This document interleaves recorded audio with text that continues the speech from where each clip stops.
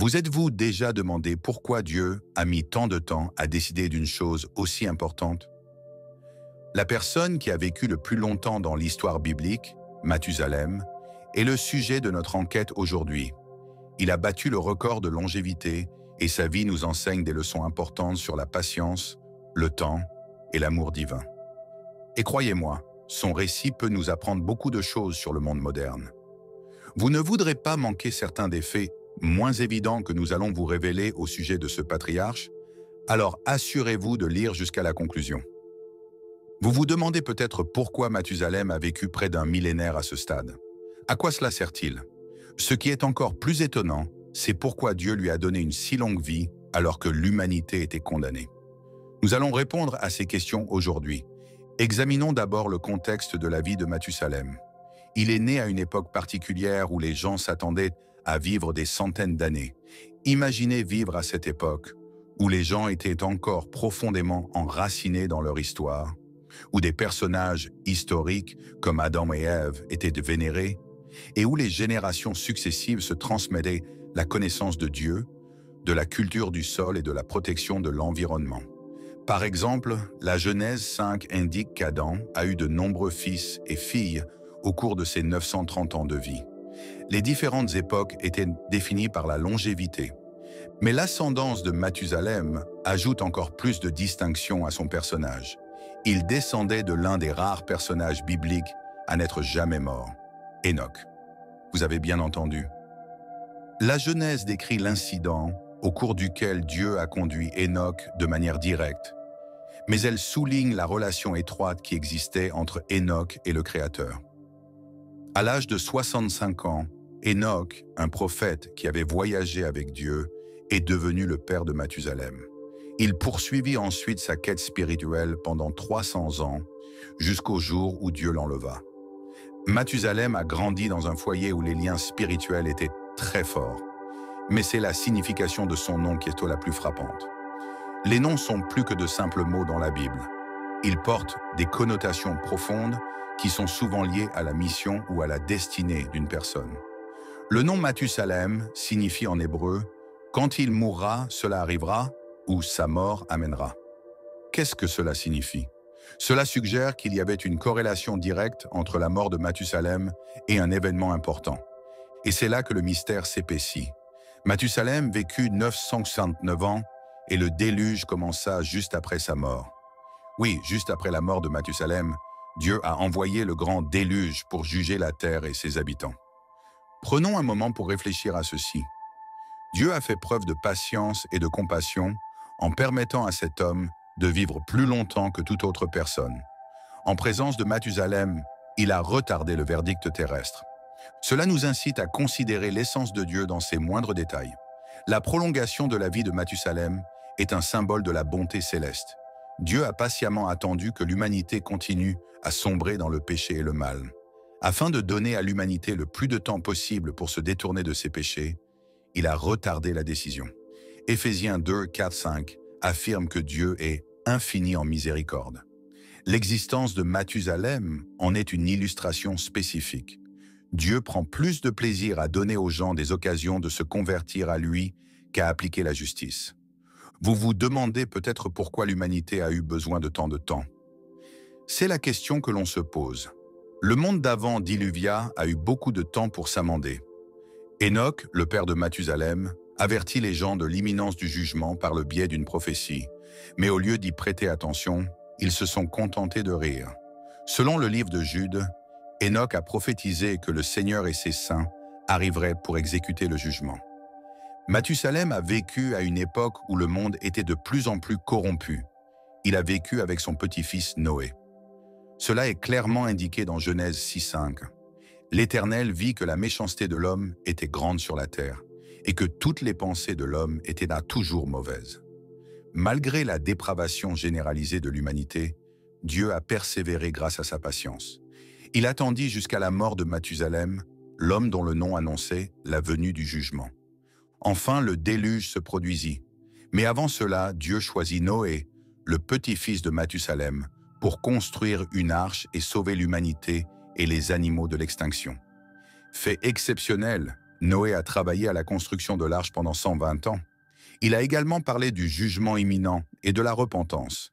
Néanmoins, les gens ont continué à vivre comme d'habitude, à rire et à faire des blagues. Que peut-on tirer de cette histoire? Une leçon puissante sur la patience infinie de Dieu et son désir de nous donner le temps de changer. Mathusalem a vécu dans un monde où régnait le péché, mais Dieu a continué à faire preuve de compassion. L'histoire de Mathusalem montre que Dieu offre une chance de salut, même au milieu d'un mal extrême. Il s'agit toutefois d'une opportunité temporaire. Un jour viendra où le jugement sera révélé, comme ce fut le cas à l'époque de Mathusalem et de Noé. Ainsi, s'il y a une chose à retenir de cette région, c'est que le temps est précieux. Les avertissements que Dieu nous adresse ne doivent pas être négligés. Le jugement dernier viendra un jour ou l'autre, tout comme le déluge. Sommes-nous vraiment prêts? Vivons-nous la volonté de Dieu avec le temps qu'il nous a donné? Le voyage de Mathusalem nous incite à tirer le meilleur parti de notre temps. Dieu est patient, mais il y a une raison à cela. Il nous invite à compter nos jours, à vivre avec sagesse et à saisir toutes les occasions de nous rapprocher de lui. Même si nous ne savons pas combien de temps il nous reste, chaque instant est précieux. Abonnez-vous à notre chaîne et laissez un like si vous appréciez cette vidéo. Activez les notifications pour ne pas manquer les prochaines vidéos. Il y en a encore beaucoup à partager. Maintenant que nous savons que Mathusalem est un symbole de la miséricorde divine, nous pouvons nous pencher sur un autre aspect important de cette histoire, la repentance. Dieu a retardé le jugement pendant près d'un millénaire tout au long de la vie de Mathusalem, espérant que les gens se rendraient compte de leurs erreurs et se tourneraient vers Dieu pour obtenir son pardon. Malheureusement, la majorité des gens n'ont pas opté pour un véritable repentir. Imaginez le monde à l'époque de Mathusalem et de Noé. Il s'agissait d'une civilisation qui s'était détournée de Dieu en général, et non d'une dépravation individuelle. La terre s'est corrompue devant Dieu, et la terre s'est remplie de violence, selon Genèse 6:11.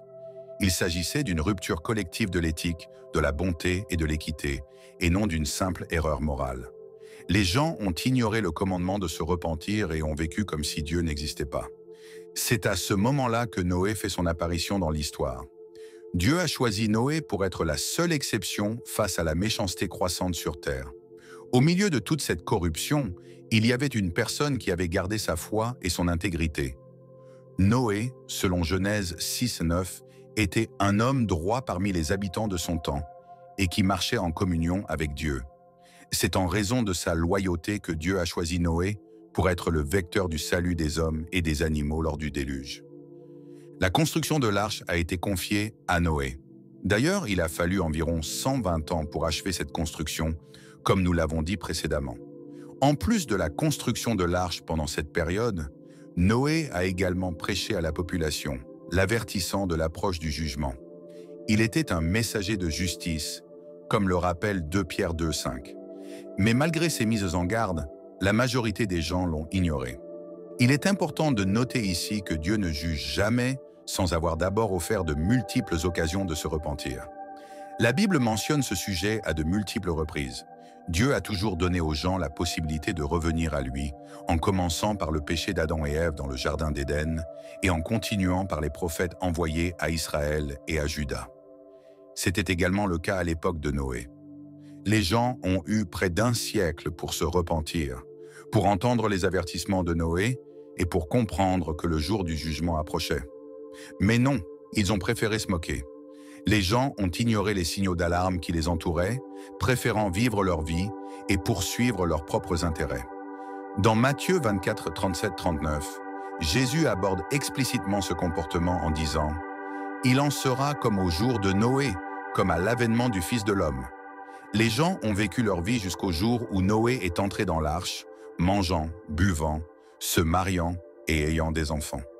Ce n'est que lorsque le déluge les a tous emportés qu'ils ont réalisé quoi que ce soit.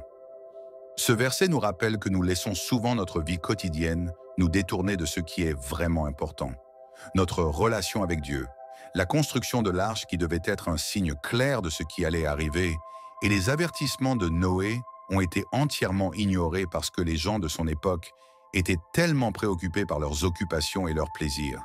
Mais quel est le rapport avec la réalité moderne?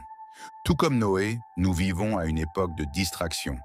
Nous pouvons facilement nous laisser distraire et trouver de nombreuses façons de nous éloigner de Dieu et de sa volonté dans le monde moderne. Nous pouvons nous détacher de la vérité spirituelle qui nous entoure à cause du surmenage, des pressions sociales et de la poursuite sans fin du plaisir et de l'accomplissement. Et le cri de repentance se fait toujours entendre, comme il l'a toujours fait. Dieu continue à nous accorder sa miséricorde et sa grâce dans l'espoir que nous nous rapprochions de lui avant le jugement dernier. Dieu est patient, mais sa patience a une fin. L'histoire de Noé et de Mathusalem nous le rappelle avec force. Bien qu'il souhaite ardemment que chacun se détourne de ses péchés et revienne à lui, le jour du jugement approche. Cela soulève un sujet important pour nous. Sommes-nous prêts pour cela? Sommes-nous attentifs aux signes de Dieu? Mathusalem a vécu une vie remarquablement longue, servant d'exemple vivant de la bienveillance de Dieu. La construction de l'arche par Noé est un autre signe annonciateur d'un événement important.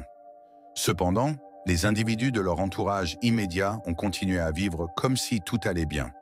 Il était trop tard pour faire demi-tour lorsque le déluge s'est produit. Cela nous rappelle que nous ne devons pas remettre à plus tard la repentance.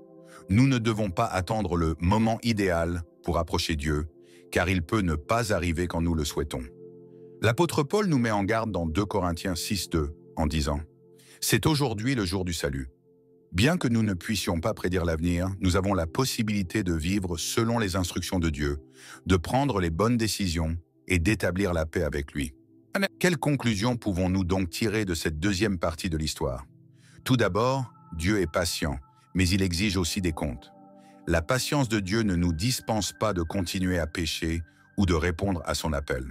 Au contraire, elle nous donne l'occasion de reconnaître nos erreurs et de changer de direction. C'est ainsi que nous comprenons que nous sommes entourés de signes de Dieu. Parfois, ils sont évidents et indubitables, comme lorsque Noé construisait l'arche. Parfois, ils sont plus discrets, mais ils sont tout de même là, nous alertant sur notre environnement et nous conseillant de nous préparer. Sommes-nous à l'écoute? Est une question que chacun d'entre nous doit se poser. Sommes-nous ouverts à recevoir les messages de Dieu aujourd'hui, qu'ils viennent de sa parole, des choses qui se passent autour de nous, ou même des personnes qu'il met sur notre chemin? Nous vivons à une époque de distraction, tout comme Noé, mais cela n'implique pas que nous devions ignorer la réalité spirituelle. Nous devons répondre à l'appel de Dieu à l'obéissance et à la foi pour ne pas être abandonnés. Pour voir d'autres vidéos comme celle-ci, abonnez-vous à la chaîne, aimez le contenu et partagez-le avec vos amis. Ensemble, continuons à décortiquer les vérités de la Bible et à découvrir les desseins de Dieu pour nos vies. Maintenant que nous connaissons la patience divine qui s'est manifestée dans la vie de Mathusalem, ainsi que l'appel à la repentance qui n'a pas été pris en compte, examinons les conséquences de cette négligence. La décision était inattendue et déchirante. L'un des moments les plus importants de l'histoire biblique est le déluge, qui a anéanti toute vie sur terre, à l'exception de ceux qui se trouvaient dans l'arche. Mais peu de gens connaissent un dernier acte de bonté céleste qui s'est produit avant la pluie. Noé et sa famille sont finalement entrés dans l'arche après environ 120 ans de construction. Voici quelques informations essentielles. Genèse 7:10 indique que Dieu a attendu 7 jours supplémentaires avant d'envoyer le déluge après leur entrée dans l'arche. 7 jours de silence, une semaine d'opportunité, 7 jours sans frais. Dieu leur a offert une dernière occasion de se détourner de leurs péchés malgré la période d'avertissement prolongée. Mais une fois de plus, ils ne l'ont pas fait. Ces 7 jours représentent un aspect profond du caractère de Dieu. Il ne se contente pas de laisser tout s'écrouler. Le Seigneur dit « Je ne me réjouis pas de voir mourir quelqu'un ». Ézéchiel 33:11. Pensez et vivez. Comme d'autres décrets divins, le déluge n'a pas été provoqué par un accès de colère. Il s'agit d'une réponse compréhensible à la corruption et au refus persistant de Dieu. Mais Dieu a fait preuve de miséricorde jusqu'à la fin, même face à une rage justifiée. Mais finalement, il y a eu un déluge. L'histoire de la manière dont toutes les sources de l'abîme se brisèrent et les écluses des cieux s'ouvrirent est racontée avec des détails fascinants dans la Genèse 7:11 de la Bible. Il ne s'agissait pas d'une pluie diluvienne classique. Les eaux souterraines ont émergé lorsque la terre s'est fissurée, et des nuages, des volumes d'eau inimaginables ont jailli. L'ampleur de l'événement était inconcevable pour les humains. On pense souvent à tort que cet incident n'est qu'un conte pour enfants. Les images d'une belle arche remplie d'animaux heureux sont courantes, mais le véritable déluge a été terrible. Nous ne devons pas minimiser l'impact et la souffrance qu'il a engendré. Ces gens qui avaient toujours ignoré Dieu se sont retrouvés dans une situation désespérée. Mais il était déjà trop tard. Dieu lui-même avait scellé l'arche. Il n'était plus possible d'y entrer. C'est ici que nous découvrons la leçon la plus importante pour nous. Dieu nous donne encore la possibilité de nous détourner de nos péchés. Il nous appelle à entrer dans son arche, qui est maintenant représentée par Jésus-Christ. Dans Jean 10, plan 9, Jésus déclare « Je suis le chemin. Si quelqu'un entre par moi, il sera sauvé. » Bien que la porte soit ouverte aujourd'hui, elle ne le restera pas longtemps. Comme l'inondation, il y aura un moment où l'occasion passera. C'est la raison pour laquelle ce récit est si important pour nous. Il ne s'agit pas seulement d'un événement lointain survenu il y a des milliers d'années, c'est un message toujours d'actualité sur la manière dont nous devons répondre à l'appel de Dieu. L'histoire de Noé et du déluge reflète la nature humaine. Jésus nous a prévenus dans Matthieu 24, 37, 39 que l'histoire se répéterait avant sa seconde venue. Cela suggère que de nombreuses personnes continueront à ignorer les signes et à vivre leur vie comme si tout était en ordre, jusqu'à ce qu'il soit trop tard. Qu'est-ce que cela signifie alors dans le présent? Cela suggère qu'aujourd'hui, plus que jamais, l'appel à la repentance est essentiel. La porte est toujours ouverte et Dieu continue d'étendre sa grâce et sa patience. L'Écriture nous dit aussi, cependant, que cette porte ne restera pas ouverte pour toujours. Tout comme le déluge a surpris beaucoup de gens, le retour de Jésus en surprendra beaucoup d'autres. Réfléchissez maintenant. Restez-vous à l'extérieur de l'arche ou êtes-vous à l'intérieur? C'est la question centrale à laquelle il faut répondre. La Bible nous informe que le temps est un facteur essentiel et que nous ne pouvons donc pas remettre cette décision à plus tard. Avec toutes les distractions et les responsabilités de la vie moderne, il est facile de perdre de vue notre objectif principal. La vérité, elle est que ce choix nous affectera pour l'éternité. Cette histoire nous rappelle la mission qui nous est confiée si vous êtes déjà dévoué au Christ.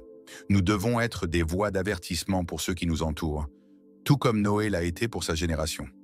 L'Évangile doit être partagé dès maintenant et rapidement.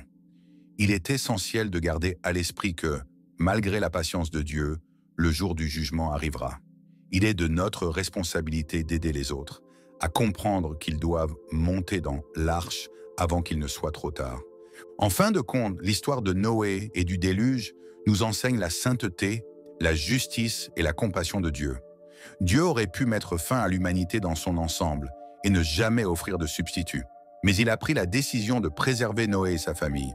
De même, il a décidé d'envoyer Jésus-Christ pour nous offrir une issue. Il est impératif de ne jamais l'ignorer. L'arc-en-ciel est un autre élément essentiel. Après le déluge, Dieu a conclu une alliance avec Noé, lui promettant de ne plus jamais inonder la planète. Cette union est symbolisée par l'arc-en-ciel. J'ai placé mon arc dans les nuages, et il servira d'emblème à l'alliance que j'ai conclue avec la terre, dit la Bible dans Genèse 9, 13. Cette assurance nous rappelle que Dieu est fiable et qu'il nous offre une seconde chance, quelles que soient les circonstances. L'arc-en-ciel représente la grâce qui ne disparaît jamais, même face aux épreuves. Mais l'arc-en-ciel indique aussi ce qui nous attend. Il nous rappelle que, contrairement à ce que dit 2 Pierre 3, 7, il y aura un nouveau jugement, mais qu'il se produira par le feu plutôt que par l'eau. De plus, Dieu nous avertit de cette calamité imminente, comme il l'a fait à l'époque de Noé. Le temps presse, mais la grâce est encore à notre portée. Alors n'attendons pas qu'il soit trop tard, mes chers amis. Nous devons franchir la porte qui symbolise Jésus-Christ, comme Noé et sa famille l'ont fait lorsqu'ils sont entrés dans l'arche. La porte est encore ouverte en ce moment, mais elle finira par se refermer. Ne remettez pas à plus tard cette décision si vous ne l'avez pas encore prise. Si vous avez déjà fait l'expérience de la conversion, gardez à l'esprit que notre objectif est de partager cette vérité avec tout le monde. Le récit de Noé nous incite à vivre de manière intentionnelle et urgente, en comprenant que le temps est compté et que Dieu désire que chacun vienne à lui. Après avoir vu ce film dans son intégralité, j'espère que cette histoire vous aura incité à faire le point sur votre vie et sur les choix que vous avez faits.